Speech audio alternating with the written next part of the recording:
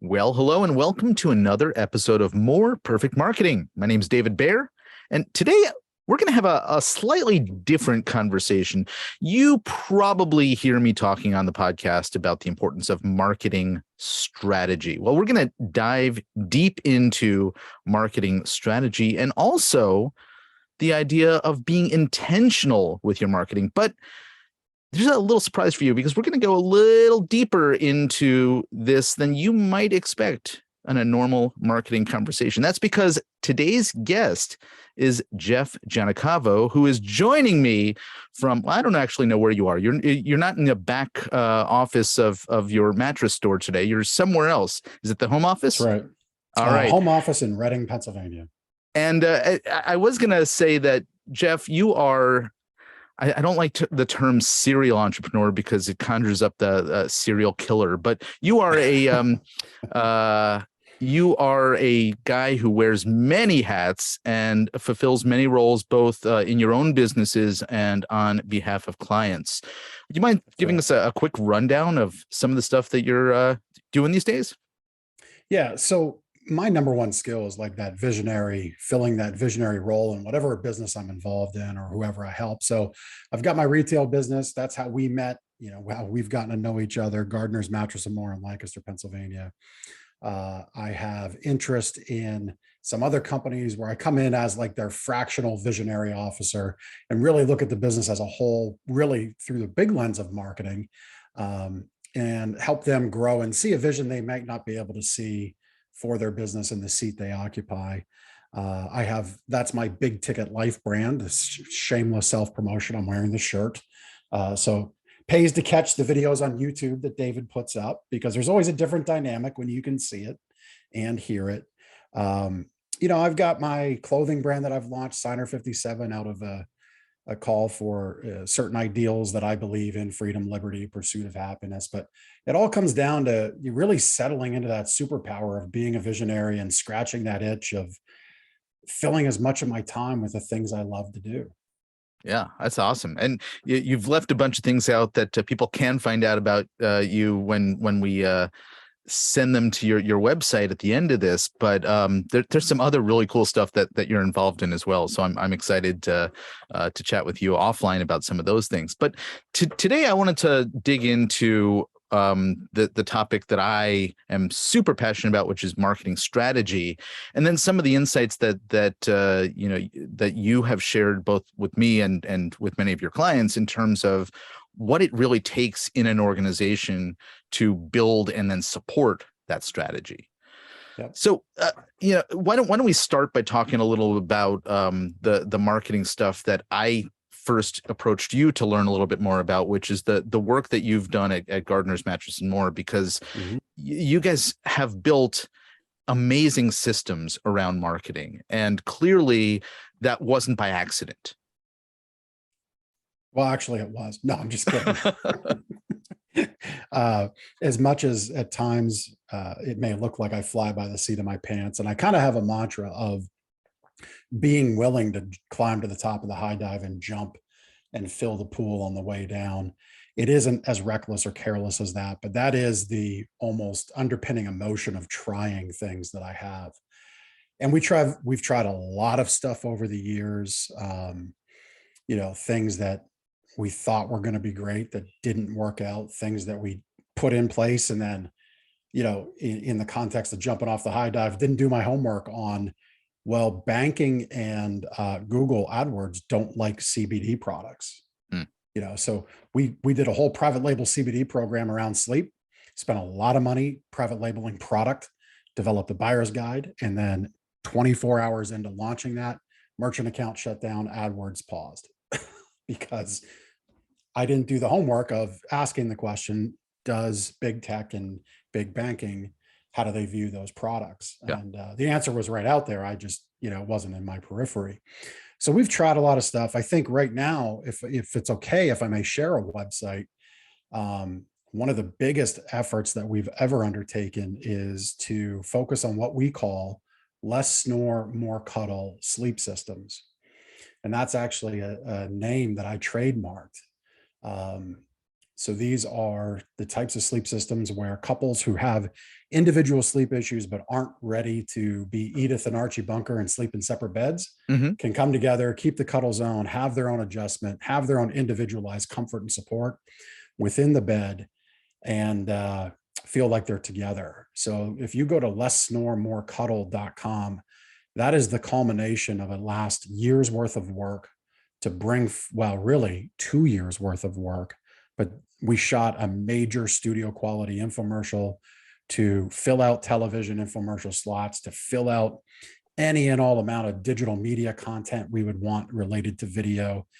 And I am immensely proud of this work because we've been testing and testing in the market to great success. And the whole effort is to blow that out regionally, because people, people drive hour and a half to 2 hours to buy a car. Yeah. Right. And they do that, you trade a car out about every 3 or 4 years. People will readily do that. Well, I began asking myself, why can't we pull from that same region around Lancaster, Pennsylvania, where our store is? And when you look at the map, you look at the population, we open up our business to, about 15 million people in some major market demographics. Mhm. So I said, what's the message we can put in front that's so unique and so different? And yeah, less snore, more cuddle was born. And so if we want to dig into that, we can go a little further, but Well, that's what I'm here's what most proud right now. yeah, here's what jumped out as soon as you brought that up, because first of all, there are no new ideas. There's new Mhm. approaches to dealing with the ideas. And I remember, when I was a kid, my grandparents had, I'm guessing, I don't know because I wasn't paying attention to the brand, a Craftmatic Mhm. adjustable where they had two Yep. sides of the bed were two different, that they could adjust them differently. And Yep. then, of course, there's another big brand that involves, numbers in the Yep. different Sleep zones of Number. the bed, right? Sleep Number. Yep. Thank you. Yep. Neither of those have what is so cool about what you've just described, which is benefit dug into the title. Yep. And I Yep. love the fact that you're using that, because it is something that emotionally grabbed me, right? I'm a snorer. I have Yep. issues that I need to address, right? My wife is far away on the other side of the bed as a result of this. This sounds like a You get, very appealing proposition to me. yeah. Another reason to watch the video, folks. You ever get the wife's elbow in the ribs, I right? get Like The I get Rock hit had the people's elbow. I get hit with a pillow a lot. Yeah. But yes, Yeah. I understand. Yeah, so this would be interesting to dig into, because obviously there was a lot that was leading up to what you've produced. Why did you decide on the name? Why did you decide to go down the route of infomercial and other decisions that you made? And what was involved in your organization in order to get here? Yeah. So I believe the first question was, how do you come around developing less snore, more cuddle? It's really about understanding marketing, that it's about your customer, not about you. Right. And you touched on it right away. You recognize the benefit in less snore, more cuddle. So it was really about that, like understanding, okay, how can we communicate benefit? Additionally, we talked about Sleep Number. So the inside baseball on Sleep Number is, if you pay attention to their marketing, any image or video that they are producing has, uh, their version of what I call less snore, more cuddle sleep systems, where the top third of the bed is split individually and you have adjustment in feet. Well, they're a $2 billion a year company now.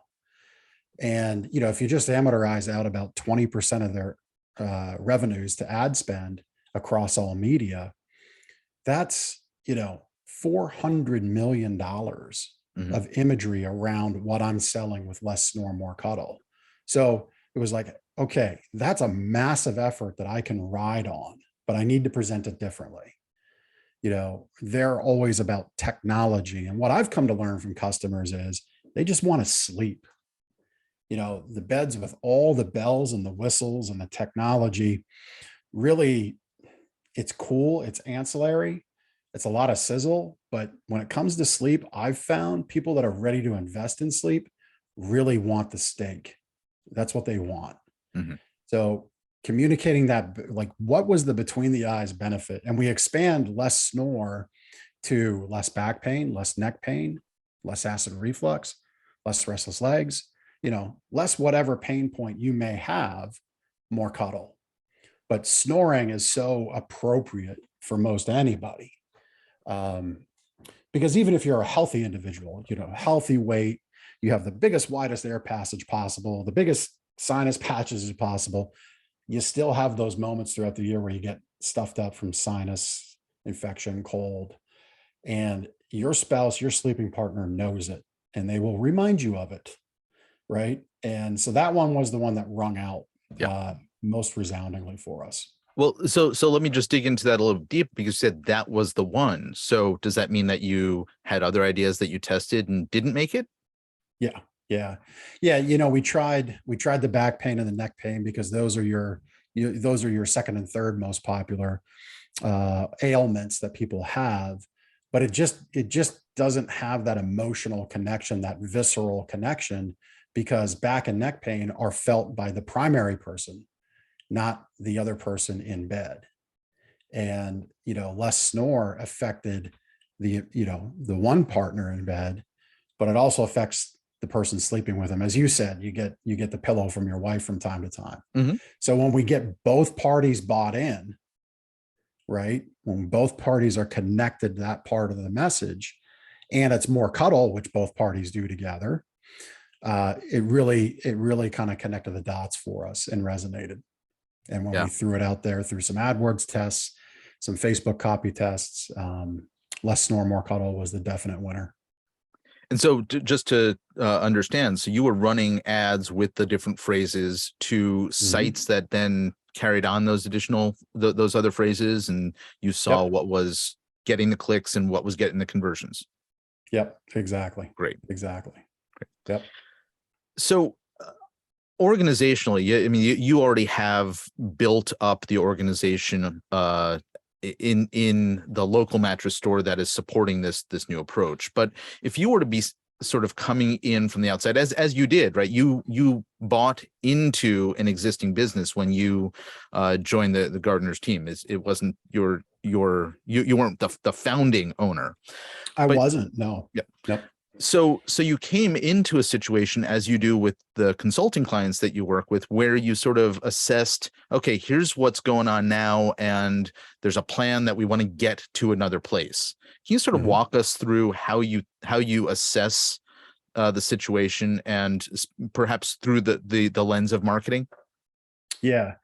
For me, there's three big things that I look for, and really can check the box with anybody that I might work with. And, we did this with Gardeners. And so it's a playbook that works and is certainly executable. And I've done it with others. The first thing is, are we communicating the educational aspect that we can impart on our customers? Because so many businesses forget they're not their customer. We do this each and every day. We know it like the back of our hand. It's muscle memory. Draw blood, it's probably in the DNA of the blood sample, right? Like whatever your thing is. Your customers, though, don't know. When it comes to mattresses, it's a once a decade purchase at best for most people. Cars, we highlighted 3-4 years, buying a house 7 years on average. I mean, even buying a cell phone every 18 months when your contract is up, there's a lot that changes, and the opportunity to educate your customer and become an authority in doing so through media like books, buyer's guides, even tip sheets work to a degree, depending on the business. But creating media you own that sets you apart in that authority position is really, really so important. So that's the first thing we look for, that I look for to do and when I work with people, is putting that media into the business, because it becomes cornerstone foundational over the marketing, that it just opens up what you can do. It also holds to account everything else you do. So one of the things that I thought was really cool that you did was, you just spoke about this, books, right? You actually have authored books, or co-authored books, or have books written for you, et cetera, that speak to different issues around sleep You have like full published books. You have sort of mini guides and other things, which Yeah. I think are super cool. Yep. Here's a whole stack right here at hand. And so beyond the books, there's other owned media that you referenced as well. Can you sort of talk about what you developed and what was behind that process? And I guess to a certain extent, this new website, this one that we've just been talking about, is an example of that too, isn't it? Yeah. Yeah. I mean, when you go to that site, you'll see we're not selling anything, because these are, on average, $5,000 to $12,000 sleep systems. So what we're selling is the buy-in on, okay, this is the next iteration of my sleep, and I want to speak with these people. So let me book the appointment. That's what we're selling. We're selling the appointment, because when we get those appointments, when we get them into our funnel, we can convert. And we've been doing that for years through other efforts. So we have the process down. We're just now kind of wrapping it in a new wrapper that's a little more sexy than just somebody casually searching for a mattress, which was actually, a COVID lesson, because we had to do appointments from afar. Mm-hmm. And we built on that. I say throughout that time, people made excuses or they chose to level up, and we leveled up. And so that whole site is selling that appointment, getting you into the funnel, and then the drive to a virtual appointment or an in-store appointment. That's what that's all about.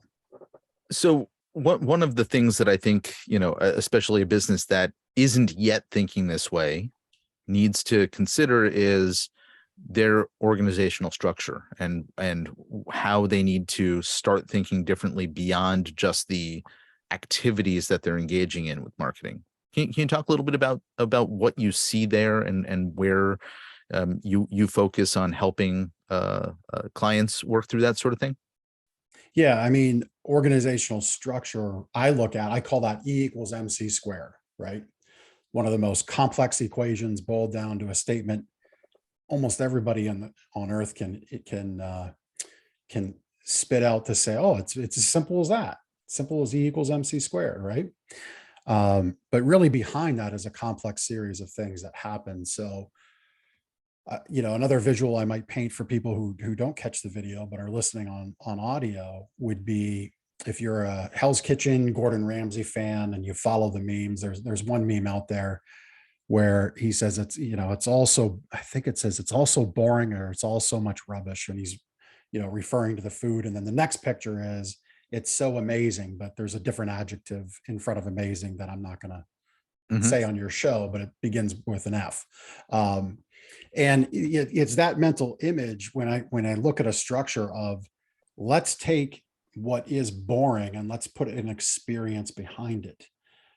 So something as simple as a greeting in a store. And again, remember, we aren't our customer. Your customer might check around 2 or 3 other places. If you sound like 2 or 3 other places, you're actively choosing to be the same. Mm-hmm. So one of the things that works just so beautifully that anybody could use right now is tell me why you're shopping for a mattress today. So anybody that might be listening, tell me why you're shopping for whatever your thing is. Yeah. And you might be greeted with like an obvious statement of, well, my mattress is worn out. Okay, tell me how long you've had it. And you'll find the prospect might be, you kind of got to crack in a little bit, but you get to that 3rd or 4th layer, it eventually ends with, okay, tell me why after 15 years you've decided today is the day to come into our store and look at a new mattress. And it's usually that 3rd or 4th layer of asking that question or using that question of tell me, that you really get people to open up to the truth of the matter. So just that simple greeting being different, being an experience.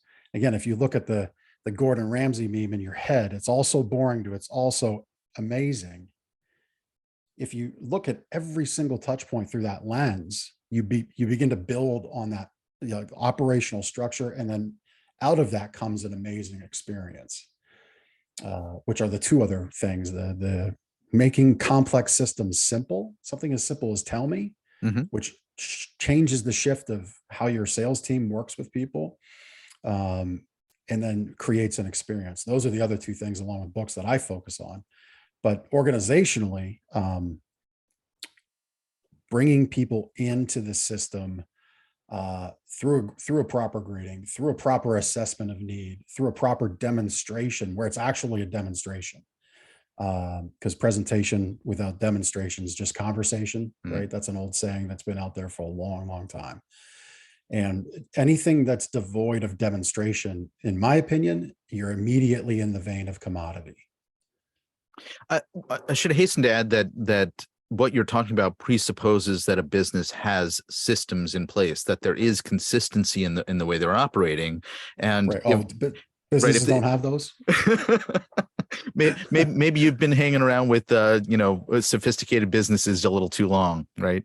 But Yeah. a lot of businesses really need to step up their game in being consistent first before they can Yeah. even enter into what you're talking about, which is making sure to change the language, change the experience, et cetera. Because otherwise, it's gonna be delivered inconsistently, and you're not going to get the big wins that you've seen both in your businesses and with your clients. Hmm. Yeah. Yeah. I mean, if you're at that spot, I know your audience isn't so much the solopreneur. They're typically teams. Um, as professional services, they'll have teams around them. So I would hope they have uh, systems in place. Maybe the professional marketers you speak to are more that solo person, but they might have like teams of Mhm, VAs that help for mhm. fulfillment and things like that.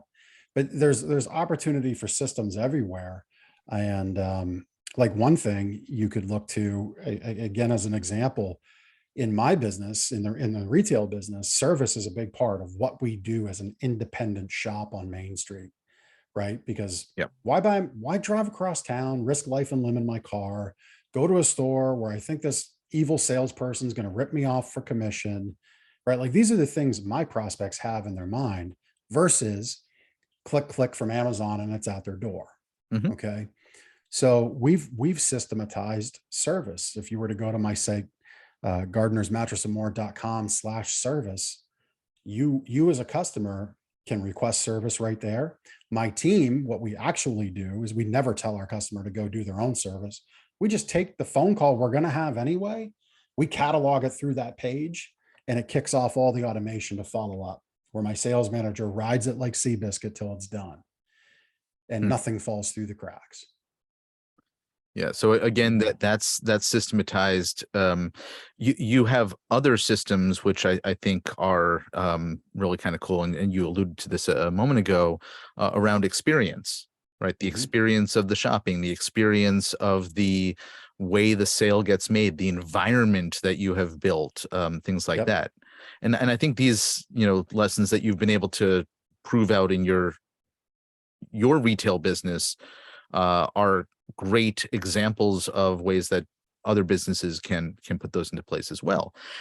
Yep. I want you to dive into maybe some of those things that you're doing, but I also want to talk a little bit about how you bring a team into a new approach, a different approach to Yep. operating a business, because I think that's really important for somebody who's excited about these ideas that we're talking about to understand what's necessary to actually get there. Yeah. Yeah. So we really dug into our mission um, at Gardeners the beginning of this year. Prior to that, it was we help you wake up happy and pain free, right? Which, depending on what media you put that message in, it might get pushed back because the pain free thing, the government gets a little queasy on. We didn't get a lot of that in like local media, but we knew as we were going to expand out less snore, more cuddle, we kind of had to change that because of the Mhm. types of media we'd be running into. So end of last year, it got me thinking, like, really, what is it we do around here? And the number one thing we're on, the mission we're chasing, is to change the way our customers feel about mattress stores. Real simple mission. I use the example of somebody coming to us versus Amazon, like all the things that go through their head. Got to leave the house, got to drive in the car, got to go across town, got to get out, got to face this person who wants to rip me off, or so I think. And how do I know if I'm going to like it? If my team and my team is behind that, if they're on board with changing the way the person in front of them feels about that interaction inside of our mattress store, it really now guides everything we do.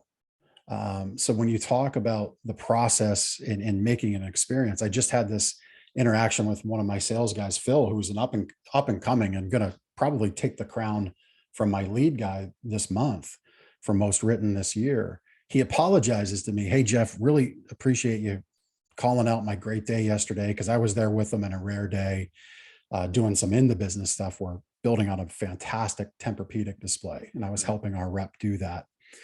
He says, hey, really appreciate you noticing. Thanks for the pat on the back. I'm sorry I didn't get anybody into our lounge. Now, our lounge for customers is where we sit down, we have a conversation, and we talk about, the prescription of need. We simply say, would you like to sit down, understand how our sleep systems might fit your needs? And that one word might is so very disarming, because I'm not trying to sell you anything. In fact, we've had people over the years say, what do you mean might? You mean you're not going to sell me a mattress? Well, maybe not. We don't know till we have this conversation, right? So sitting down in that environment, it's nice, it's comfortable. They actually get to experience some of our really great futon sofa sleepers. So we're kind of already selling in a subtle way. But they sit down, they can have a coffee, soda, we have like some little candy there that they might munch on. But sit down in that environment away from that 5-finger CPR test most mattress shoppers do, which is where they put their fingers down on the mattress and they're like giving it CPR, right? Which means nothing. Nobody sleeps that way. It's just a tactile thing that satisfies the open loop in the mind for the moment, but it really makes more. That conversation is so important. And I just told Phil, I said, hey, it's just geography, man. You said the words. Let's see if our sleep systems might be a fit for you. It's just you weren't sitting down. It's okay. I get it. And we literally just flipped the whole store around. So the muscle memory of our teams all whacked out. Like everybody's kind of in this new space at the moment. Yeah. But the foundational elements still happen. And he had himself just a fantastic day yesterday on his own, dealing with a lot of chaos going on with the remodel that we're in. But it's when you have those systems, you can have those outward effects, right? In our case, the remodel. Maybe it's something across town's happening where the road's impeding construction to get to you. There's always negative things in the news, right? When you have these systems, it grounds your team and really brings them into the mission. Yeah. And I imagine that hiring is also informed by what you're doing in the business in terms of the types of individuals who are a fit, right? You may have, at one point in a business hired people based on their ability to sell and close like nobody's business. But when you're running a business like the one that you've just described, maybe that personality isn't necessarily a fit. Is that correct? 100%. Yeah, it's 100% right. I mean, we hire to our values. I can go down the list of them, say what we do, then do what we say. Right. So one of those first things in hiring specifically is we let our candidates name the time they'd like to meet with us. And then if they don't make that time and there's excuses that follow, well, that's you got to name the time. We weren't having you bend to us. Right. Yeah. So that's one of those first immediate tests, but it's really an integrity thing because in the mattress industry, integrity is massively in question in the customer's mind. Guide and educate, not sell, but affirm, right? That's what that lounge conversation is about. Our sleep assessment's about, let's see if our sleep systems might be a fit for you. We're going to find out. And if you don't feel it, you shouldn't buy it. We curate. We look to do the best of the best for our customers, not what our partners want or pays us. I just came back from a trade show and 2 vendors said to me, Jeff, the way you're merchandising is terrible. You're not important to anybody, meaning my vendor partners. I said, well, you have that entirely wrong. I'm massively important because of the way I merchandise to the only person that matters, my customer. And because I curate the best of the best and I can cherry pick what one company does exceptionally well and not take their average and mediocre stuff, I have the best merchandise selection, as far as I'm concerned, in the nation. Put another way, if I were to only sell Sealy mattresses, as an example, I have a competitor in town that does this. Just if all things were equal, I'm leaving about $250,000 on the table by making the merchandising decision that I make to curate the best of the best. $250,000. Talk about an integrity move. I don't know about you, but $250,000 in your pocket's a lot of money. But because I curate and I don't just buy the one line the one vendor can sell me because it financially benefits me, I have the best of the best, and it allows me to be the business I am. If I was just that name brand's product, I would be just like every other outlet selling it. I'd have no elasticity of experience, no elasticity of exceptionalism, no ability to be able to get amazing customers that review and refer all the time. Well, and if I remember correctly, that gives you the ability to win customers who are willing to pay more, willing to spend more, because they have a different set of values than the customer that's attracted by that competitor across town. Right. Right. Yeah. People come to us, they want to explore, everything they've read about online, they get to experience in our store. So we have to sort of wrap things up, but you're doing this very successfully in your own business. You're working with other businesses as a strategic advisor, a guide to help them create this kind of change, improvement, replacement, what have you. And maybe that's a question. Is it improvement or is it replacement of the way that their business currently operates? This is language that I think you and I are both familiar with from Dan Kennedy, but that is a challenging piece for a lot of businesses. Is right.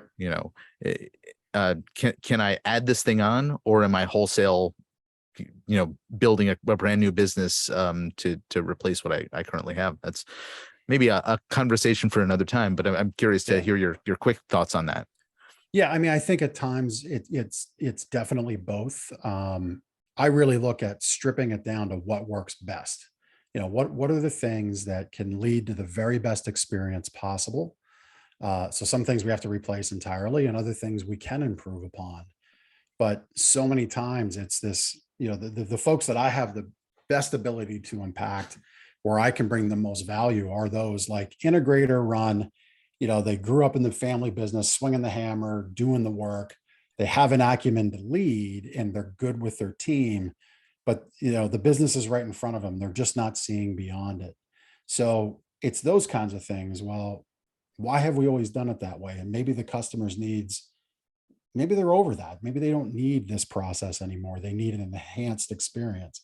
So we're not throwing it out. We're just saying, let's pivot and go this direction with those services or with those products. Really helping those types of business owners. That's where I have the most ability to impact their business and really kind of hockey stick their sales, their revenues, profits, through the lens of those three modalities: the educational piece, the experience piece, and the systems piece. That's awesome. I'm sure that there are some folks who are curious, where do I find this guy? So where can somebody find more about what you do and how to take the next step and have a conversation with you? Yeah. So I make it real simple. You might have heard David pronounce my name at the beginning of the podcast show. It's not that hard. You just go to thejeffg.com. Instead of having to say Giagnocavo, it's just thejeffg.com, and real simple. I've got all the links for all the things I do on that page. You can kind of get to know me there. If you just want to follow on social media, kind of dip your toes in the water around the business of Jeff, you can do that. If you want to book a call, there's a link there, and we can jump on a call. And what you so kindly didn't say was David mispronounced your name at the beginning, because I said Giagnocavo. Brother, so I have, well, so no, you didn't, because that's the way it's said in Campobasso, Italy. Giagnocavo is acknowledging the Ellis Island insert and mess up that happened when my great grandfather emigrated here. it's how I came up. It's the cross I'm going to bear, so to say, and carry. But that's it. I've spent 43 years with Giagnocavo. I'm not changing now. All right. Well, with that, Jeff Giagnocavo, thanks so There we much go. for hanging out. I Thank really you. appreciate you taking the time, and this has been a great conversation. Hey, appreciate it. Really enjoyed it. Folks, this has been More Perfect Marketing. Thanks for hanging out with us. And if you know somebody who could benefit from listening to this episode, please share it with them. And if you have some feedback to share with us, please do so on Apple Podcasts. Until next time, I'm David Baer, and this has been More Perfect Marketing. Take care.